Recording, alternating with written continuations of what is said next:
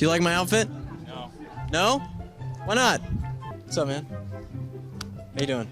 You like my costume? You are a You like my outfit?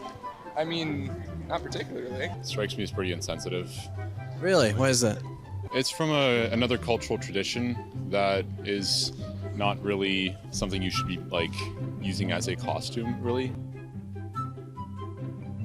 Does my outfit make you mad? That music. No, good. Good. Yeah. 漂漂亮漂亮.漂亮漂亮。外套漂亮. Do you have to be Chinese to wear this? You don't have to. Anybody can wear. What do you think of my outfit? 我很喜欢你这种衣服，很好看。 You really like it? Yeah, Looks good. good. What does that mean? Gonna go with good. Yeah, this video is pretty interesting because at face value it's like, hey, why are these UCLA kids so offended by this outfit when these people from China, or I guess I should say Chinatown, aren't offended, right? And I think it's a lot of nuance that is stepping over. And I just want to say I'm on board with, hey, let's not be offended by everything. I don't think it's that big of a deal. And I think everyone would be better off if people just didn't get so offended about things. But at the same time, I think there's a big step that it's making, or a big step it's missing, which is the experience of a Asian American growing up is a lot different from the experience of like a person growing up in Asia and then moving to America, right?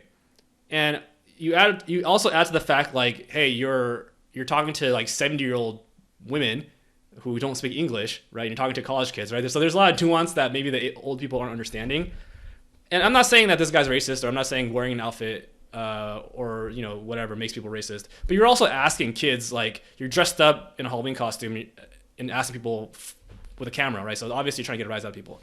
That being said, like from my perspective, if like for me as an Asian American growing up, like there's certain things that you would say to me and I'd be just more on edge, right? So a white kid came up to me and said ni hao to me when I was a kid, I'd be like, why are you saying that to me, right? I'd be just a little bit concerned because I'm probably worried about getting mocked, right? Because like, why wouldn't you just say hello?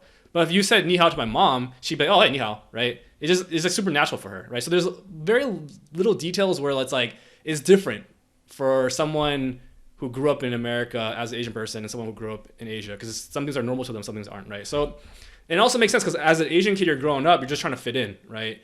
And luckily, I moved to California relatively young, but like I grew up in New Hampshire, which I was like the only Asian kid in the school other than my brother, and like so I would always be like kind of just on edge a little bit because you're just different, right? So you're just trying to fit in. So people asking you where you're from your entire life, even though you're from here, could be offensive for some Asian person, right?